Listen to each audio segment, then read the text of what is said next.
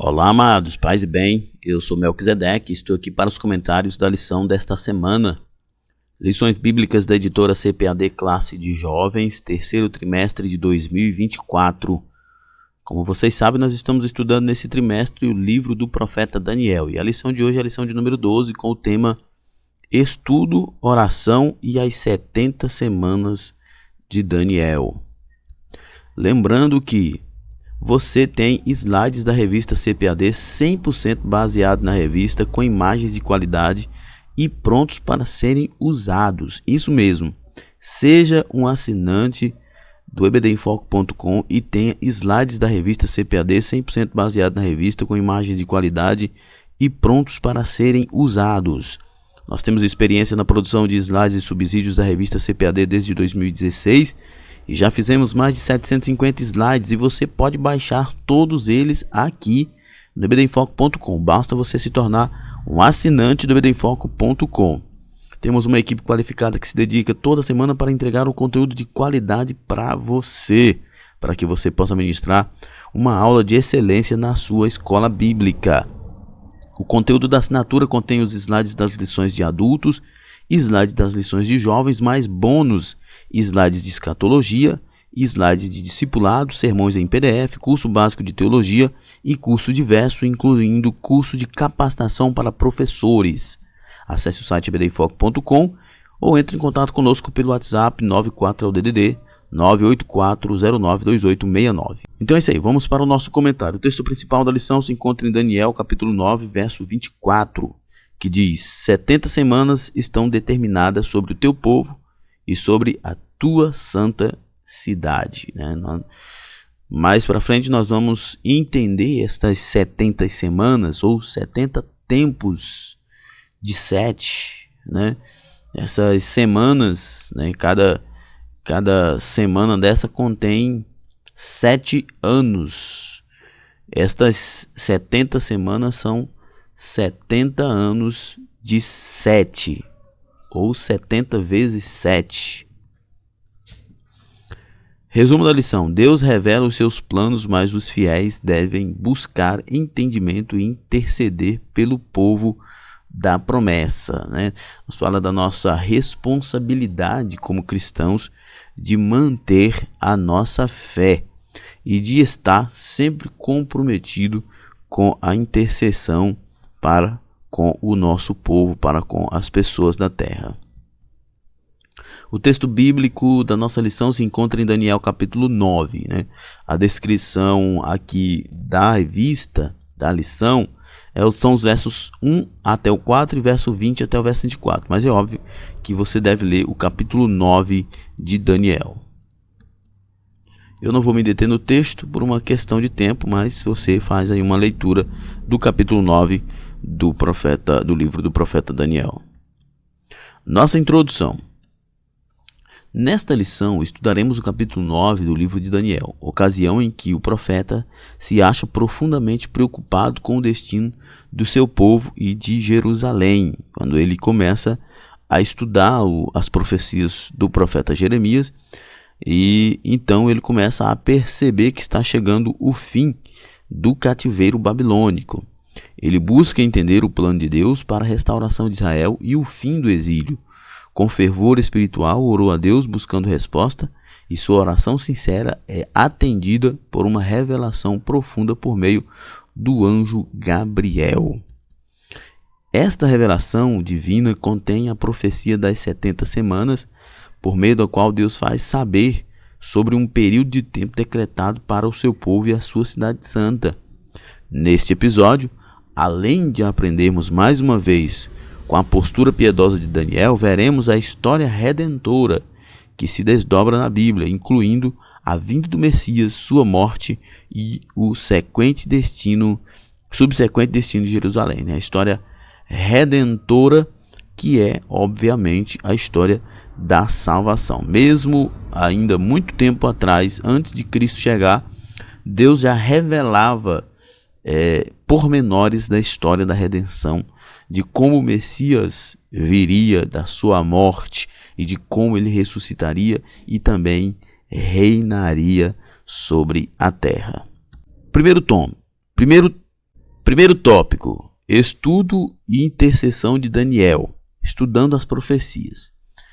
O reino dos caldeus havia chegado ao fim com a queda da Babilônia, e agora Israel encontrava-se sob o domínio do Império Medo-Persa, sob o governo de Dário.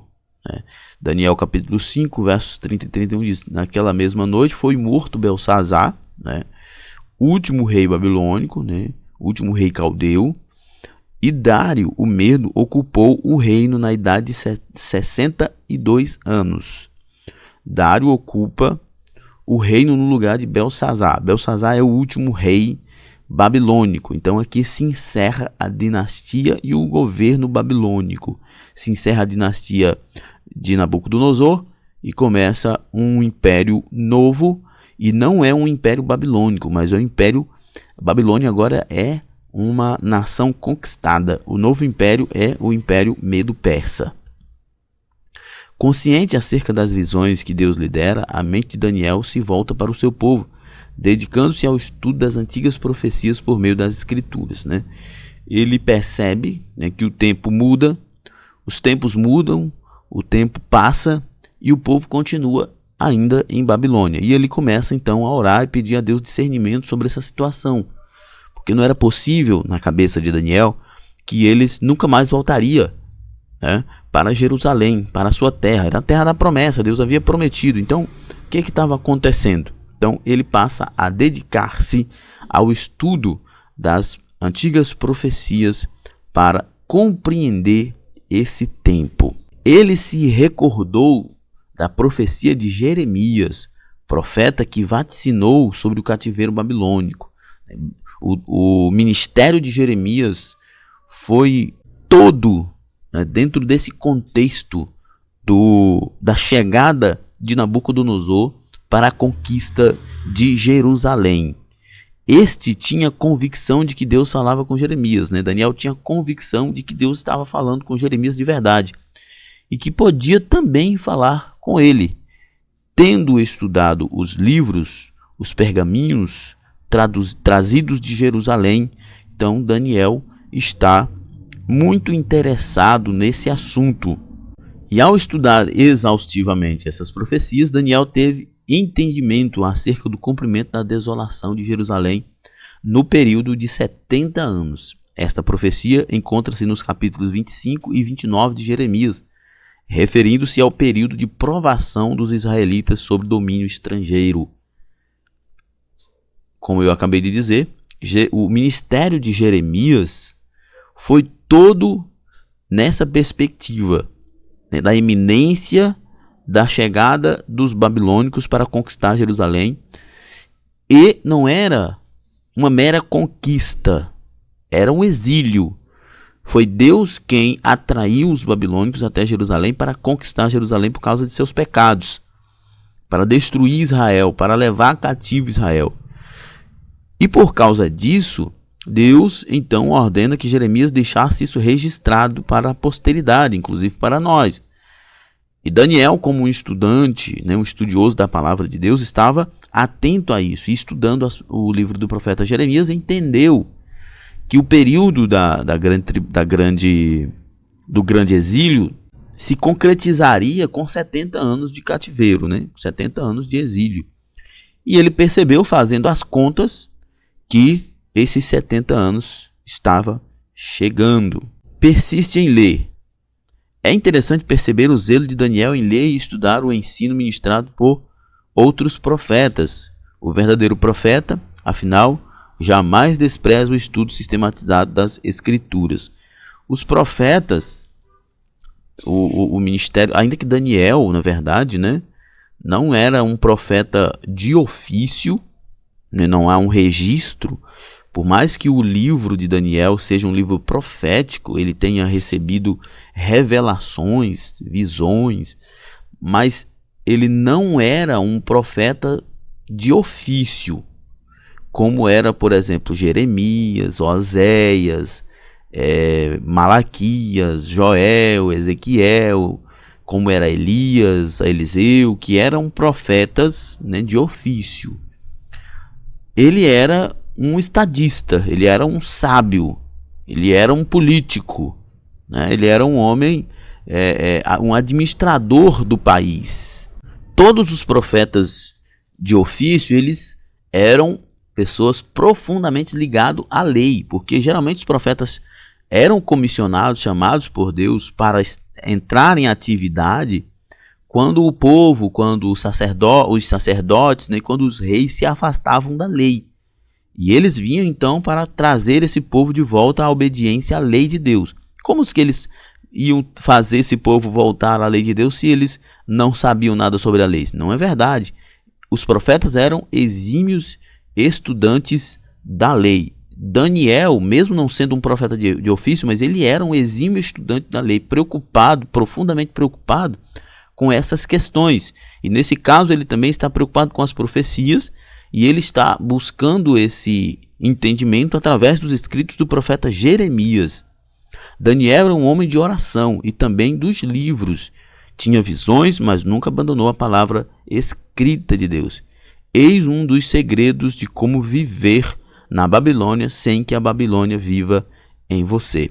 Viver em constante oração e voltado para a palavra de Deus, lendo e meditando na palavra de Deus.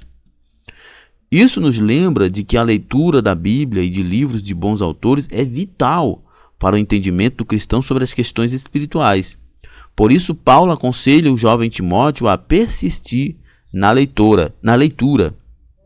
1 Timóteo 4,12 diz: ninguém despreze a tua mocidade, mas seu exemplo dos fiéis na palavra, no trato, no amor, no espírito, na fé e na pureza, né? Basicamente, Paulo está dizendo: ninguém irá desprezar a tua mocidade se você for um exemplo. Se você for um exemplo no trato, no amor, no estudo e na exposição da palavra, no espírito, na fé, na pureza, se você for um exemplo, né, ninguém vai desprezar você por ser jovem. Isso aqui é importante, né? Inclusive que os professores explorem isso com seus alunos, né? Porque é importante. Porque às vezes muitos jovens têm essa dificuldade mesmo de não ser realmente levado a sério em seus ministérios em muitas igrejas. Mas Paulo está dizendo exatamente isso para Timóteo. Se você for um exemplo, ninguém vai te desprezar. Se você for um exemplo de jovem que ora, um exemplo de jovem que é fiel, um exemplo de jovem que lê muito a Bíblia, que estuda, se você for um exemplo de jovem que trata bem as pessoas, que é amoroso, que é cheio do Espírito Santo, que tem uma fé verdadeira, se você é um exemplo de jovem em pureza, um jovem ou uma jovem que vive uma vida pura, então ninguém vai desprezar você por ser jovem, né? Isso é básico, né? Oração e jejum. Ao compreender a mensagem, Daniel buscou o Senhor em oração e súplicas com jejum. Ele estava empenhado em uma busca profunda e sincera pela ajuda divina. Ao longo de sua jornada de fidelidade, Daniel sempre se mostrou um homem de oração. Me chama muita atenção a perspectiva do comentarista aqui, os professores podem explorar isso com seus alunos, é que Daniel buscava, através das profecias, a compreensão daquele período. E quando ele entendeu isso, ele então passou a buscar ainda mais o Senhor com oração e com jejum. Ele passou ainda a buscar ainda mais. Quando você compreende a palavra de Deus, é aí que você precisa buscar ainda mais a Deus. Quando você compreende a palavra de Deus, é aí que você precisa se dedicar ainda mais a uma vida de pureza, de santidade. Porque você encontra na palavra de Deus, Deus nos dizendo que nós precisamos ser santos. Deus nos ensinando que nós precisamos buscar a sua face. Então, é por isso que o comentarista traz essa perspectiva aqui. Daniel era um homem de oração, era um homem que buscava a Deus, e ele estava em uma missão de pesquisa, de estudo das profecias para compreender aquele tempo. Quando ele compreendeu, ele então passou ainda mais a buscar a Deus. Quando você compreende as verdades bíblicas, você não desleixa, você não deixa de orar. Quando você compreende as verdades bíblicas, é aí que você ora mais, é aí que você jejuma mais, é aí que você se prepara mais. Ele orou por livramento. orou para agradecer e agora orava para interceder. Daniel tinha convicção de que era preciso voltar-se ao Senhor com o coração contrito e arrependido por causa da sua nação. Por isso ele põe-se a interceder pelo povo de Judá, de Jerusalém e de todo Israel. Daniel era um homem preocupado com seu povo, né? Era alguém que amava muito o seu povo.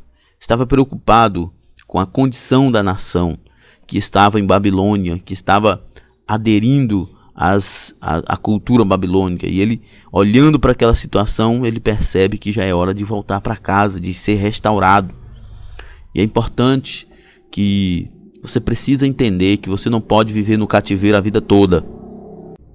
E isso é muito importante, porque você não pode viver no cativeiro a vida toda. Você não pode viver uma vida distanciada de Deus a vida toda. Você não pode viver fugindo. Você não pode viver essa vida escapista. Você precisa voltar para Deus. Você precisa voltar para casa. Chega um momento que você precisa tomar uma decisão e voltar para a presença do Senhor. O uso do pano de saco e as cinzas simbolizam o arrependimento. A oração do profeta foi, sobretudo, uma confissão de reconhecimento de culpa. Isso aqui também é muito importante. E os professores devem explorar isso com seus alunos. Deixa eu contar para vocês uma experiência que eu estou vivendo na minha igreja, com alguns jovens que foram disciplinados por condutas que não são bíblicas e que são profundamente reprováveis pela palavra de Deus. Foram alguns jovens, né? Infelizmente, falo isso com o coração cheio de pesar. Mas a gente percebe, esses jovens foram afastados de suas funções, porque uns cantam, outros tocam, né, rege, conjunto, essas coisas, e eles foram afastados por 30 dias. Alguns jovens compreendem a necessidade dessa disciplina, né? Eu, pastor, nosso auxiliar, irmão Vaguinho, chegamos, conversamos, pastor direcionou o afastamento, colocou aquilo que era preciso fazer, né? Que era para eles, as atividades que era para eles desenvolver durante esse mês, para poder eles serem reintegrados, né? Não é uma exclusão, é uma disciplina no sentido didático. E nesse período a gente ficou acompanhando esses jovens. Alguns jovens demonstram um profundo reconhecimento de culpa. Outros não demonstram a mínima consciência de culpa. Tem alguns jovens que a gente chama para poder conversar, para acompanhar, e eles estão sempre se desvencilhando da liderança. Outros choram, alguns já foram até reintegrados, mas tem outros que não foram reintegrados porque eles não apresentam nenhum reconhecimento de culpa. É complicado isso. Você lidar com pessoas que vivem em pecado, que cometem delitos, transgressões, que algumas delas são até relativamente graves, que causam certo constrangimento à comunidade, e você tenta ajudar essas pessoas e elas não esboçam o mínimo de reconhecimento de culpa. É como se elas não se sentissem culpadas por ter cometido aquele pecado. Confessa, tem testemunha, mas não, parece que não tem problema para eles, não tem problema. Tá tudo bem viver daquela forma. E não é verdade. Não é verdade. Você não pode simplesmente pecar e achar que isso não é um problema. É um problema. Olha para Daniel. Daniel nem era um homem promíscuo. Era um servo de Deus, um homem profundamente piedoso. E a oração dele é a oração de reconhecimento de culpa do povo dele e dele. E dele. Mas é isso que acontece, irmãos. É isso que acontece quando você é alguém que teme a Deus. Fazer uma confissão de culpa, reconhecer a culpa é muito mais fácil. Mas quando você está longe de Deus, você está endurecido. Você está com a mente cauterizada. É por isso que é importante que o professor converse com seus alunos sobre isso. Cuidado com o pecado. O pecado vai cauterizar a mente de vocês e vai ficar muito mais difícil de reconhecer a culpa, para ser quebrantado, para ser perdoado. Muito mais difícil. Então tenham cuidado com o pecado. Embora íntegro, Daniel não se pôs acima do povo, mas na mesma condição. Ele não apresenta desculpas ou justificativas. Antes reconhece a justiça de Deus e suplica pelo seu perdão. Daniel reconhece as suas falhas. Nós olhando para Daniel, para a imagem que nós temos de Daniel no livro do profeta Daniel, nós vemos que ele era um homem piedoso. Nós estamos distante de Daniel na piedade, na comunhão com Deus, na fé em Deus. Mas mesmo assim Daniel não ousa dizer: Senhor, eu sou um homem que ora, Senhor, eu sou teu profeta, Senhor, eu sou isso. Não. Na verdade, Daniel está diante de Deus com o coração completamente rasgado, dizendo: Senhor, eu também sou culpado. O povo é culpado por pecar, mas eu também sou culpado. Eu preciso de perdão, assim como o povo precisa, eu também preciso de perdão. Perdoe o teu povo e perdoe a mim também. Uma pessoa que vive na presença de Deus sabe, reconhece os seus pecados. Uma pessoa que não quer reconhecer suas falhas, uma pessoa que não faz confissão de culpa, mesmo depois de haver testemunhas da sua culpabilidade, é porque essa pessoa não tem temor de Deus, não vive em comunhão com Deus, e é muito difícil lidar com gente desse jeito, só mesmo através de oração. Com este exemplo bíblico, um verdadeiro modelo de influência que devemos seguir, somos inspirados em nossos dias a compreender o valor da oração intercessória e do jejum. O que nós podemos fazer por pessoas que estão endurecidas é orar e jejuar para que Deus tenha misericórdia deles. Segundo tópico, Deus revela o futuro do seu povo. A resposta da oração.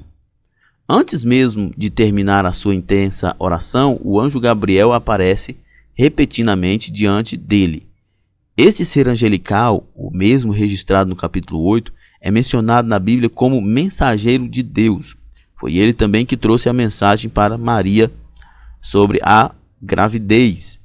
Foi enviado nesta ocasião em resposta à súplica do profeta para lhe dar entendimento sobre a visão. Apesar do espanto, Daniel deve ter experimentado um conforto indescritível ao ouvir a voz do anjo. Seu pedido moveu o céu. O anjo chega e traz uma mensagem importante para Daniel, que é a mensagem que todos nós gostaríamos de ouvir. Deus ouviu a sua oração. Muitas vezes em nossas vidas não recebemos uma resposta divina rápida, daí a necessidade de perseverança. A perseverança, muita gente pensa que a perseverança é Deus sendo tardio, é Deus não sendo misericordioso. Na verdade, a perseverança é um processo de lapidação do nosso caráter. É por isso que Paulo diz que a aflição traz a esperança, e a esperança a perseverança. É necessário que nós tenhamos perseverança. Nós vivemos na iminência da vinda de Cristo, nós vivemos numa luta contra o pecado, contra a carne, e nós precisamos ter perseverança. É necessário essa perseverança. Por isso que muitas vezes Deus não atende a nossa oração rápida. Por quê? Porque Ele deseja, porque Ele está nos ensinando a sermos mais maduros, mais pacientes, mais perseverantes. No caso de Daniel, porém, o Senhor apressou-se em atender ao seu servo porque era ele muito amado, ou seja, porque era um homem já amadurecido. A verdade maravilhosa é que Deus tem prazer em ouvir a oração de seus filhos, sobretudo quando se concentra na glória do seu nome. Daniel primeiro começa reconhecendo a grandeza de Deus. Depois reconhece o pecado do seu povo e também o seu. É uma receita perfeita para quem quer ter uma vida transformada. Oração aos anjos? Não, de modo nenhum. Você deve notar que Daniel dirigiu a sua oração a Deus e não ao anjo. Não ao anjo Gabriel. Em lugar algum das escrituras temos autorização para orar a seres angelicais. Esse tipo de prática é chamada de angelolatria, ou seja, idolatria aos anjos. Embora eles sejam seres espirituais com poderes extraordinários superiores aos homens, vemos isso registrado na Bíblia, Salmo 8, Salmo 103, 2 Pedro, são criaturas limitadas, não são oniscientes e recusam a adoração, como nós vemos em Apocalipse. Antes adoram a Deus e a Cristo. Isso aqui é uma questão bem simples, né? Que na minha opinião já é até um assunto vencido. Adora somente a Deus, né? O texto de Apocalipse inclusive diz aqui, ó: olha, não faças tal, a última parte, porque eu sou o conservo teu e de teus irmãos, os profetas, e dos que guardam as palavras desse livro. Adora a Deus. Então, acredito que ninguém que está assistindo essa aula, professor, aluno, pense que anjo deva ser adorado. Não, adore somente a Deus. Os anjos são ministros que Deus envia para cuidar, atender o seu povo. Eles são espíritos ministradores, enviados para servir a favor daqueles que hão de herdar a salvação, diz Hebreus capítulo 1, verso 14. Né? Assim, supostas mensagens angelicais não podem perverter o evangelho revelado em sua palavra. Gálatas 1:8 diz: mas ainda que nós mesmos ou um anjo do céu vos anuncie outro evangelho, além do que já vos tenho anunciado, seja anátema. Não tem, a Bíblia, Paulo é categórico, taxativo. A revelação do evangelho já foi dada por Jesus Cristo através do seu Espírito Santo, capacitando seus profetas, seus apóstolos, e não há mais nada para ser revelado em termos de doutrina. Já foi revelado. E muito menos algo que venha contrapor aquilo que já foi ensinado. Por essas mesmas razões, conforme consta em nossa declaração de fé das Assembleias de Deus no Brasil, a ideia de que todas as pessoas possuem um anjo da guarda designado para acompanhá-los durante toda a sua vida não tem sustentação bíblica. A revelação das 70 semanas e o Messias. A mensagem de explicação do anjo celeste revela um tempo determinado de 70 semanas decretadas por Deus para o seu povo e sua cidade santa. O verso 24 de Daniel 9 fala muito sobre isso. Fazendo uma contagem histórica da profecia de Jeremias, Daniel compreendia que o cativeiro estava terminando. Isso viria a se cumprir por intermédio do decreto de Ciro, não muito tempo depois. Nós vemos isso lá tanto nos livros de Neemias quanto de Esdras. Contudo, o anjo dá um entendimento mais profundo e apocalíptico das 70 semanas, que se aplica não somente a Israel, mas a todo o mundo. Semelhantemente a Daniel, Deus quer que você amplie o seu entendimento e tenha uma dimensão mais profunda da sua palavra e da vida espiritual. Não viva na superficialidade. Vá um pouco mais fundo, compreenda mais da palavra de Deus. As 70 semanas simbólicas destacam sobretudo o tempo e a obra do Messias. Ele é descrito como ungido, o príncipe. O verso 24 apresenta 6 aspectos da sua obra redentora, que está todos esses aspectos relacionados diretamente à chegada do Messias, acabar com a transgressão, a chegada do Messias, que nós vemos lá em Mateus capítulo 1, verso 21, e ele salvará o seu povo dos seus pecados, acabar com a transgressão, dar fim ao pecado, a expiar a iniquidade, fala da sua morte, trazer a justiça, que também fala da sua morte, morrer na cruz do Calvário, selar a visão, que é trazer a revelação da salvação, e a profecia, ungir o lugar santíssimo, subir para o céu. Todos esses aspectos estão relacionados diretamente à missão do Messias. A chegada dele, a vinda dele, acabaria com a transgressão no sentido de que haveria perdão, definitivamente. Agora não seria mais aquele contexto dos sacrifícios de animais, mas agora era de uma vez por toda. Dar ao fim ao pecado, um sacrifício que de fato resolvesse o pecado, que não apenas cobrisse o pecado, mas que arrancasse o pecado.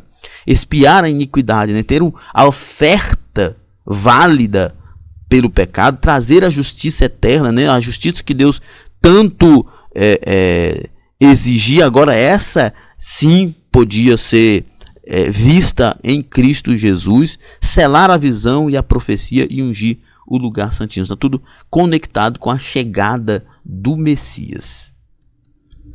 Entendendo as 70 semanas. Semanas de anos.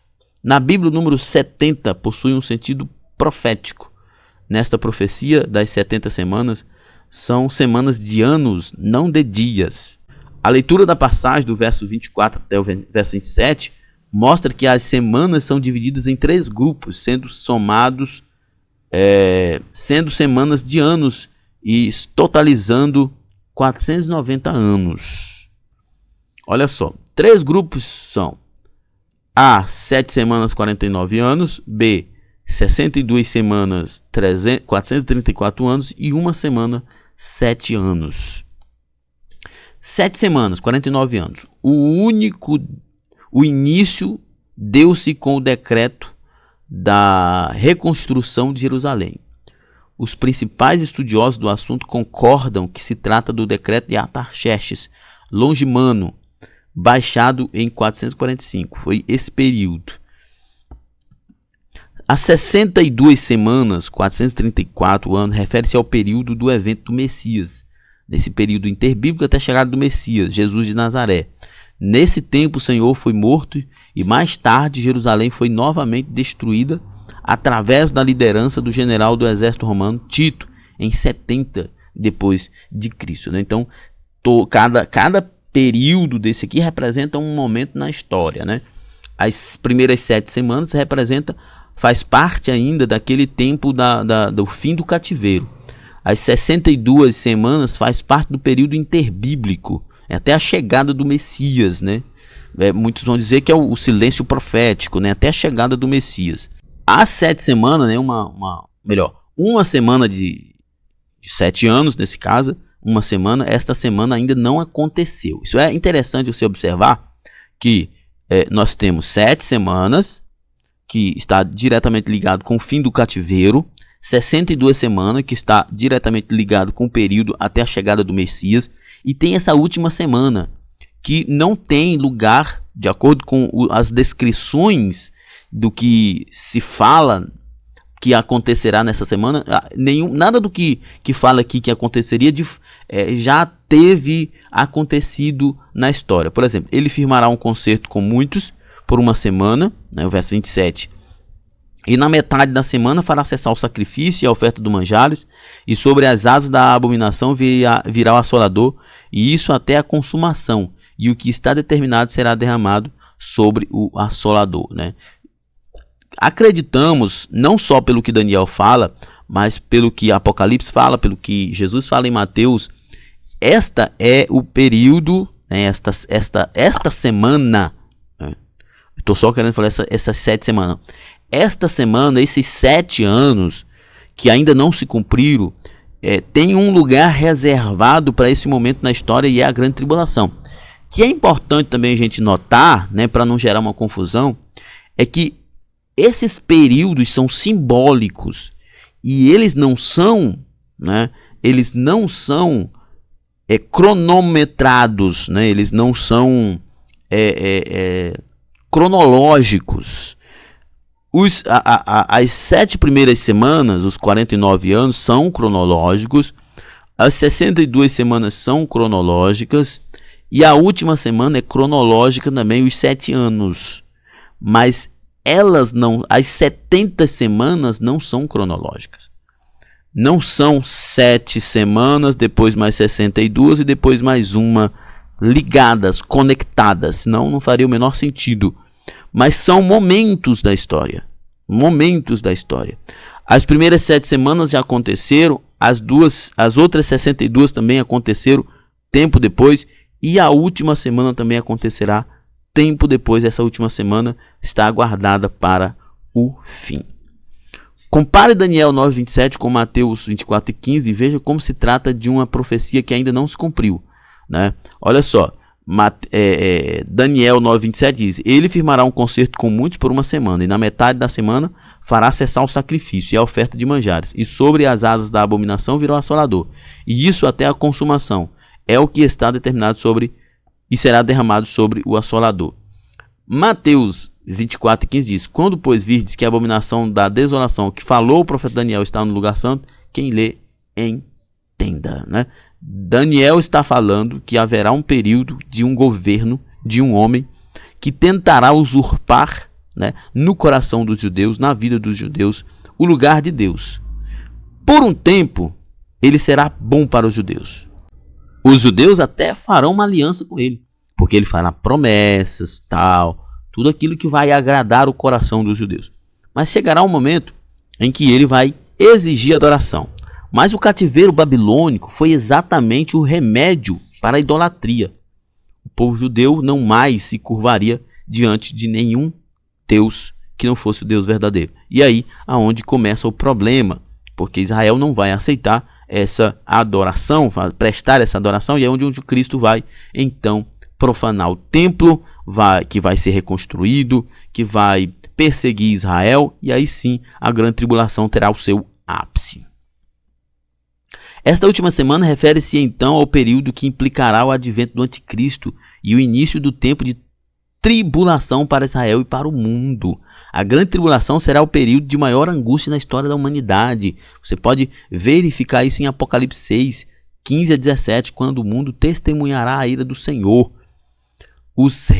Jeremias 37, e os reis da terra, e os grandes, e os ricos, e os tribunos, e os poderosos, e todo servo, todo livre, se esconderão nas cavernas e nas rochas das montanhas, e diziam aos montes e aos rochedos: caiam sobre nós e escondei-nos do rosto daquele que está sentado sobre o trono da ira do Cordeiro, porque é vindo o grande dia da sua ira, e quem poderá subsistir? Apocalipse 6, 15 a 17. Será um período terrível, e como eu disse, essa semana profética, né, esses 7 anos, será dividido em 2 momentos. O primeiro momento será um momento bom, de paz, porque o anticristo virá e ele vai dar aquilo que as pessoas querem: paz, estabilidade financeira, saúde, segurança.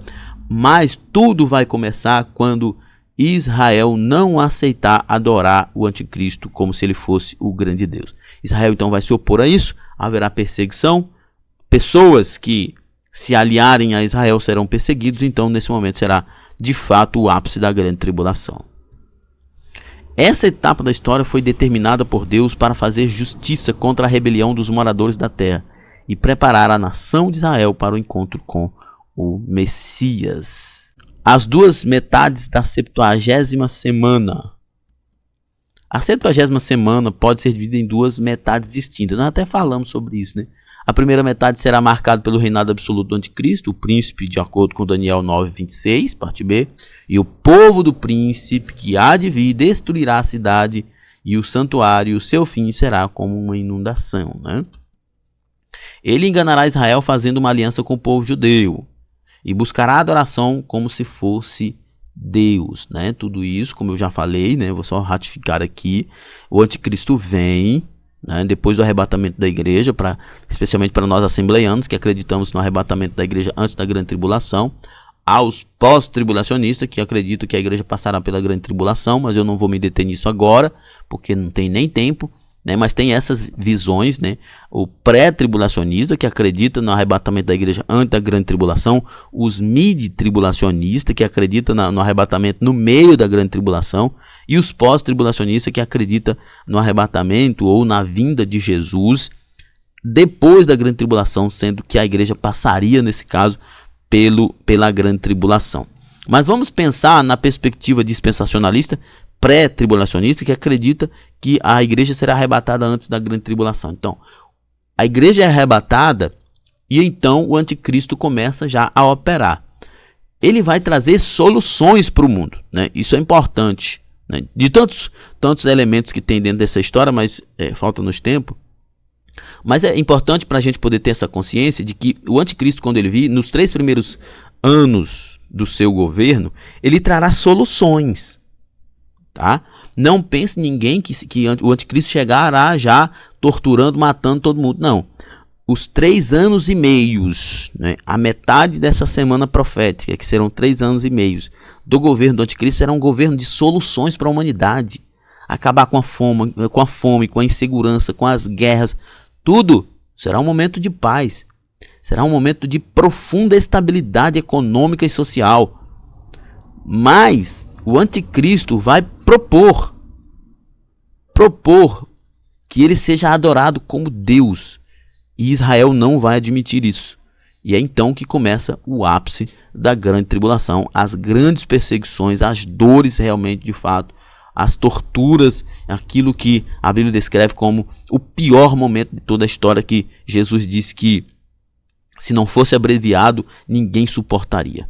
A segunda metade terá início quando Israel se negar a adorar e então o anticristo quebrará o acordo de paz depois de 3 anos e meio e perseguirá o povo judeu. E na metade da semana fará cessar o sacrifício e a oferta de manjares. Ele vai arrebentar com o templo, com o povo judeu. Essa segunda metade é a grande tribulação propriamente dita. Ao final do período de 7 anos aparecerá o libertador de Israel. E assim todo Israel verá e será salvo, né? No final da grande tribulação, quando estiverem todos preparados ali no vale do Armagedon para grande batalha, onde as nações se unirão com o anticristo para destruir Israel, Deus, né, Jesus, então chegará em glória, todos o verão, e ele derrotará o anticristo, lançará ele no lago de fogo e então salvará Israel e aqueles que se aliaram a Israel. O intervalo e a igreja. O estudo das escrituras demonstra um longo intervalo de tempo que precede a 70ª semana. A Bíblia identifica esse intervalo profético como o tempo dos gentios, né? Lucas 21 e 24 diz: e cairão ao fio da espada, e para todas as nações serão levados cativos, e Jerusalém será pisada pelos gentios até que o tempo dos gentios se completem. Atualmente estamos no tempo da graça de Deus e temos de anunciar o ano aceitável do Senhor para o mundo inteiro. Deus tem seus tempos na história, tratando a comunidade, dando oportunidades para que elas se arrependam. É importante ressaltar que a profecia de Daniel refere-se a Israel e a Jerusalém. A igreja de Cristo não passará pela grande tribulação, pois terá sido arrebatada. Como eu falei agora há pouco, tem as visões dos pré-tribulacionistas, que somos nós, os mid-tribulacionistas, que acreditam no arrebatamento da igreja no meio da tribulação. Os adventistas têm uma linha muito parecida com isso, e os pós-tribulacionistas. Os pré-tribulacionistas se firmam em Apocalipse 3:10, que diz: como guardaste a minha palavra, a palavra da minha paciência, também eu te guardarei da hora da tentação que há de vir sobre todo mundo para tentar os que habitam na terra. Né? Alguns mid-tribulacionistas e também pós-tribulacionistas usam esse mesmo argumento para dizer que a palavra que eu te guardarei não significa eu te tirarei, mas que a igreja estará na grande tribulação, mas não sofrerá a grande tribulação, ou não sofrerá perdas na grande tribulação, nesse sentido, né? Mas os dispensacionalistas preferem a ideia de que esse guardar aqui é tirar, né? Tirar e colocar em um lugar guardado para não ver, não passar por essa grande tribulação. Neste período receberemos nossos galardões, consoante ao trabalho que executamos na expansão do reino de Deus. A promessa de Jesus e sua igreja é de preservá-la desse sofrimento, né? Inclusive, o nosso livro que nós escrevemos fala sobre isso, né? Sobre o arrebatamento da igreja, o juízo final, sobre a grande tribulação, sobre o tribunal de Cristo.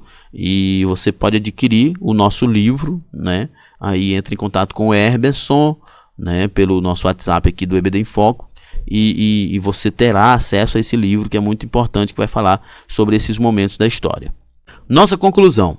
Ao término desta aula, a profecia das 70 semanas de Daniel nos leva a reconhecer a importância da dedicação ao estudo e da vigilância constante.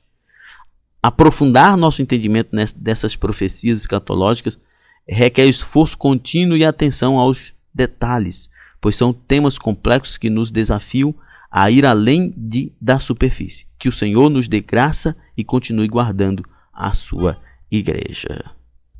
Muito bem, então chegamos ao final de mais um comentário. Que Deus em Cristo nos abençoe e até a próxima, se Deus quiser.